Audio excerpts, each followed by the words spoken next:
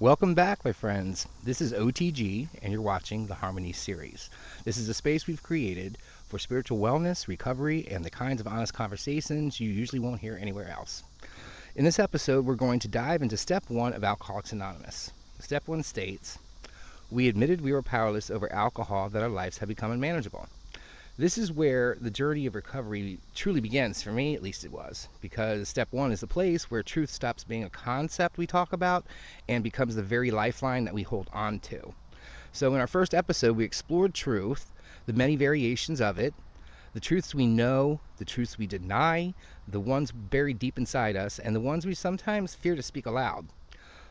Step 1 is where the rubber meets the road with truth, because if we can't be honest here, the rest of the program cannot help us. Without truth, step 1 is impossible. If we cannot admit that we're powerless, if we cannot admit that our lives are unmanageable, then how can we begin to recover from that which made our lives that way? That's why today we'll focus on the role of truth in step 1, how it exposes our powerlessness, uncovers our unmanageability, and shows us why facing this reality is the first act of freedom that we have. I also want to share with you the doctor's opinion, Dr. Silkworth, who was instrumental in writing the Big Book, which is kind of like the central piece of literature in AA. It's like the AA Bible, if you will. And he has an interesting opinion about alcoholism that I will share next. Before we dig into step 1 itself, we need to begin with a truth that most people, even many alcoholics, don't know. At the very beginning of the AA Big Book, we find the doctor's opinion, and in it Dr. William Silkworth explained that alcoholism is a disease, that medically alcoholics have an abnormal reaction to alcohol. It's an allergy that once they start, they cannot stop, and their body demands more. Psychologically, they're gripped by a mental obsession. Even after the wreckage and regret, the mind convinces them this time will be different. How many times have people heard that or said that or expected that and it blew up in their face? Relapse is a part of recovery, though it doesn't have to be. I myself am not a first-time winner, but the concept of negotiating with the addiction is very common. I'll just drink beer. Have you ever heard that one? I'll limit myself to a certain number of drinks. I'll only drink on weekends. These are the pleas of the ego to maintain a system of release that it depends on. So spiritually, they suffer from a disconnection because they're not saying, oh, I really need to speak to my friend. They're saying, I really need to go get wasted. So a missing link between themselves, others, and any sense of peace or a higher power exists as well. And that is the first truth of step 1, that demands us to accept that we are powerless medically, powerless psychologically, and powerless spiritually over this disease. It's not about weakness. It's not about bad character. It's about being honest that we cannot fight this disease alone. That lets a lot of people off the hook, and a lot of people think that alcoholism is a moral malady, which it is to a certain degree, because what we do under the influence is sometimes lewd and extremely unacceptable. But that doesn't mean we made the conscious decision to do that. A counterpoint might be like, oh, well, you made the decision to drink. No, not really. The decision's not really there. The only way I can really describe what it feels like to have a craving is to notice a cute girl. And you notice her and you look at her. Well, okay, a craving's like, oh, it would be nice to have a beer. But then it doesn't go away, it gets worse. You start obsessing over this girl. Where does she live? Maybe I should follow her. I got to get close to her. And it gets to be pretty much like you're stalking a drink. And they call that romancing the addiction. And it leads you back into the bar room because it's your ego saying that you deserve this, when in actuality there's no logical reason why you should be following any person home. That's called stalking, and it's highly illegal, and it's not recommended by anybody in sane world. So why would somebody say, oh, it won't hurt me if I drink this, just one beer won't hurt me, until they say, well, that didn't hurt, now I'm going to drink until it does. And that right there kind of expresses the powerlessness in the situation. We cannot manage our lives if we are negotiating with a disease that is out to destroy us. And that's why we run. We didn't just drink to have fun. We drank to silence the pain. And if you discovered that through, partying as a teen, then it was a discovery that seemed to have been born in fun. But after a while, it becomes rather obvious that you're drinking out of need instead of to have fun. And usually it's from fear. Fear tells us something bad might happen, and that the possibility alone can paralyze us. We drink to escape that paralysis. For a while it works. The fear goes quiet. The shame fades. But when the high ends, we come back lower than before. More broken, more hopeless. That's the trap of addiction. Each time the bottom gets lower, addiction doesn't pause. It progresses. And untreated, it always leads deeper into chaos. So why do we run so hard? For many of us, the answer lies in trauma and generational cycles that are just so common we don't see them, or they're so deep that we don't face them. That's a very unfortunate situation. There are many situations where there is trauma that's deeply rooted. There are people that have amnesia when it comes to their trauma. It's called a repressed memory syndrome. And in many cases, that comes out through therapy. And that can be a very sensitive thing. Usually I would recommend that anybody who's working with repressed memories get themselves a sponsor and also a therapist. Therapy is definitely something good to associate with your program of recovery. It checks in on how you are with your awareness of yourself, and it's a good addition to working with your sponsor. Two people looking at the same thing, calling it a duck, usually makes it a duck. And it's nice to have that as well, because it's another member of your support system. Because there are many situations where support systems are scarce. A person who is suffering from addiction in a family that's riddled with it will not get the support that they need. Everybody in the family, in a dysfunctional family, has a problem. But typically only the one that acts out the most is the one who's the problem. They're the bad example. And in many situations, nobody will acknowledge that, oh, well, I grew up with the nature and nurture of the alcoholic family, walking around on eggshells of the disgruntlement and the natural ick, which is what I call it, that the alcoholic has. They feel bad, so they drink, they do stupid things, and then they feel worse. And just speaking for myself, being an alcoholic, there are times when I get up in the morning and before my feet even hit the floor, I'm like thinking negatively. And that is a result of growing up in an alcoholic family. You walk on eggshells in your life every single day, and then when you escape your home life and go to school, you're so happy to be free, you don't know how to act, because in one place it's highly regimented in a random way where today you might do something that's wrong where tomorrow it won't be. And the unstable moods of the alcoholic when they're at home resting is pretty much the emotional workload of the children in the home. So in many cases, it's disobedient to question whether you're an alcoholic because it's genetic. They say sins of the father. And I've also heard a saying that kind of hit home with me, and it says that if you don't take care of your demons, they will raise your children. And in my situation, I kind of feel like that's the unfortunate situation, because my grandfather was an alcoholic and he died from it. My father is an alcoholic and he did not. But he didn't stop drinking. And I am an alcoholic drug addict who has almost died. And my dad still drinks. He'll bring liquor to the house. They will ask me to carry it upstairs. But to them, in their reality, their truth is that there's not a problem. Even though history and our entire family combined history will indicate otherwise. Yet I was the only one who was ever taken to see psychologists. And it didn't help, because once I talked about the alcoholism in the family and they would address it with them, we'd have to go to another one. And that's a reality that I remember. I remember being told, talk to the shrinks, but don't tell them the truth. And I was also told that if I say anything that makes them think like I'm being abused, they could take me away, and my sister. And nobody would admit to this, but I remember it, and that's a truth that I have. And I have to cling to it because it's a part of my problem. I have no choice but to look at these negative elements in my life because they're part of who I am. And I can't make peace with them unless I can validate that they're there. My family will never do that.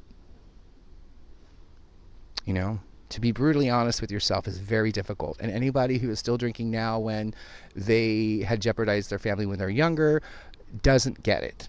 They are unaware, they're asleep. And that's what a spiritual awakening does for you, which is the result of these steps, is give you an awareness of your role, not only in your own skin, but in your dynamics with other people, in life, and it gives you purpose. That is the thing that most people find out through the steps, is their purpose in this life. So it's important to start with the truth. And I really do believe that that's why step one is so personal.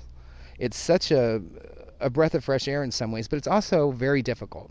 You have to look at yourself and draw a circle around yourself, isolating you from everything else, and you got to look inside that circle and pick out everything that's not you, that's not organic. Your emotional reactions to situations in your life is not you. It's a reaction to something outside of you. Your drinking is not you. It's a reaction to the pain you hold. What is the pain from? That is what you need to figure out. What is causing you unrest? And people have many problems, very many problems, but there is a difference between a problem and a crisis. Most alcoholics think they have a problem. You know, if I could just cut back, if I could just drink less, if I could just be stronger. And that's what I used to think too. But here's the truth.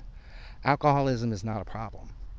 A problem has an answer. You stop drinking, but you can't. And you can't because the drinking isn't the problem, it's the symptom.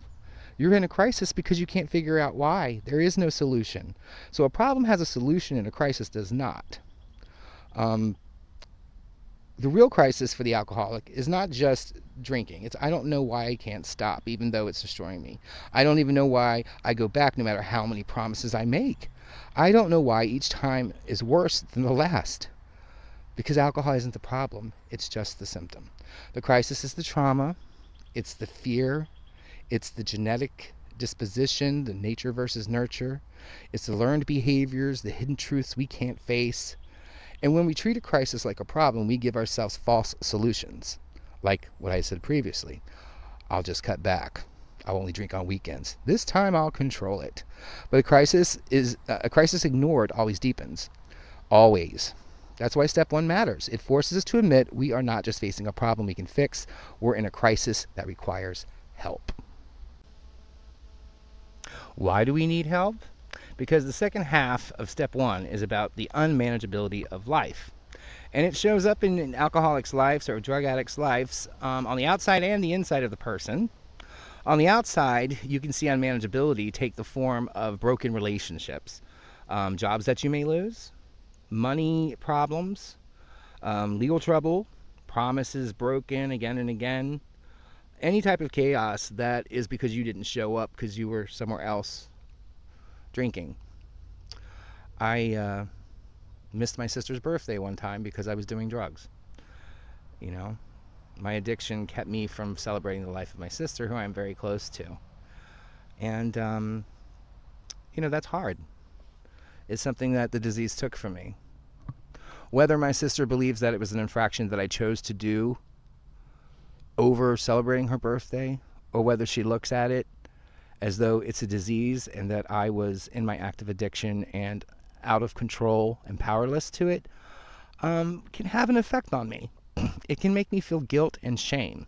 And the reason why I mention this is because your truth is going to be the only thing you have to hold on to in a situation like that. Because in my heart of hearts, I did not try to miss my sister's birthday.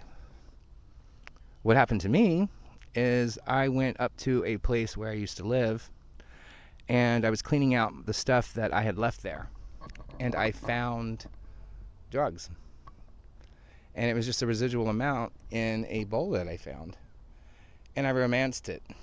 I thought about it and I thought, oh well, there's just a little bit here, it'll be just enough to give me a taste and make me remember. Well, I have a disease that makes me forget I have a disease, and what I remembered was the power of the drug, what it gave me. I remembered the escape, and I ended up in the city when I was supposed to be on my way home, and I didn't come home. Everyone knew what happened. I called my sponsor, and he told me what to do. But that's a good example of unmanageability. So on the inside, now I was experiencing anxiety that never rests, resentments that burn, loneliness even in a crowded room, and the inability to sit sober without wanting to escape myself. And that was probably the most unmanageable I've ever felt in my life. And step one asks us to stop pretending we can manage it anymore. So there are some pitfalls to personal truths. We tell ourselves things. And part of the reason why I mentioned what I did with my sister was because I don't know what she truly thinks. But I have vested interest in her not thinking that I did it deliberately. I don't want her to think that I would choose the drugs over her, even though it seemingly did. So we tell ourselves these things, like, I'm a bad person. And I said that to myself over it. I'm a bad person. But that's so counterproductive to what I'm trying to accomplish. And it's a very weird place to be in. You feel like you're going crazy. I did this, but I'm not responsible. It's a weird place, So I have to hold on to that truth that I did not deliberately do this, because I didn't intentionally do this to her. I did it to get the drugs, and that was the byproduct of it. And that's a very small but vital differentiation. It's very important to not overload yourself with guilt and shame, because it's something that we have to strip. I made a decision. It did not turn out. As a result, I ended up that making a decision has a chain effect. If I never chose to do the drug, I never would have ended up where I ended up in the city. I would have been at my sister's birthday. But then the question is, did I choose? At that point, I would definitely consider it a relapse, because I did choose. I had been sober for a long enough time to know better, and I broke.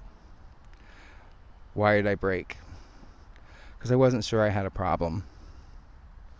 I was romancing it. I wasn't being honest with myself that, hey, you're in danger. So there is pitfalls of personal truth. I truly felt like I could handle it. That was a lie. I can't handle it. So it's not that bad. It was very bad. I deserve this after everything I've been through. These are things we tell ourselves when we're sick. They are not truths. They are the disease talking. And step one calls us to be deeper in our honesty. Deeper and truer, and to see past our excuses to the face of real truth. And the truth is, I am powerless. My life is unmanageable, and I cannot fix it alone.